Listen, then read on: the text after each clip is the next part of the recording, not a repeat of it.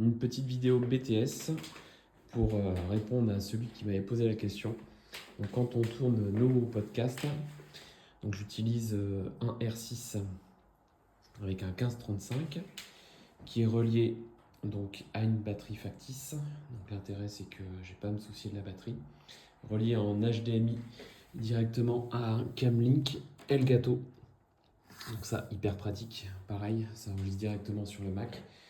Juste en face, on a le 85 1.2, toujours en R6.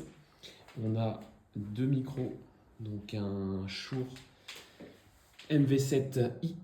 L'avantage, c'est que celui-ci, il est relié en XLR au Shure SM7B. Donc les deux sont reliés ensemble par l'intermédiaire d'un XLR. Et ensuite, donc, le MV7i est relié en USB type C directement au Mac. On a une Insta360 X4 qui permet d'avoir un backup. Voilà, c'est une 360, donc on aura les deux côtés.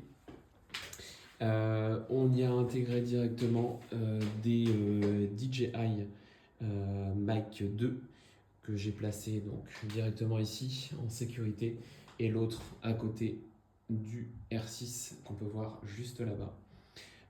Je mets un petit backup aussi pour l'invité avec une Ospo Pocket 3. Voilà, ça permet d'avoir un backup supplémentaire.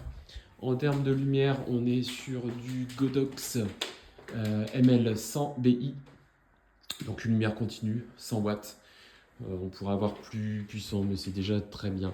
Voilà, avec nid d'abeille pour concentrer directement sur l'invité. Et juste là-bas, donc une boîte à lumière beaucoup plus grande, puisqu'elle exposera donc Amandine et moi, avec toujours le même principe, donc une Godox ML100BI. Une petite lumière de contre, bon, c'est un flash, mais en lumière continue, ça marche quand même. Ça fait le taf, c'est un Godox AD300 Pro. Donc voilà.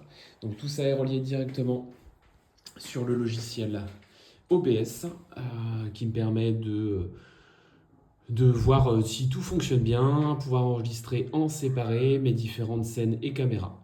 Voilà, donc c'était pour répondre à la préoccupation de notre auditeur. Voilà, merci.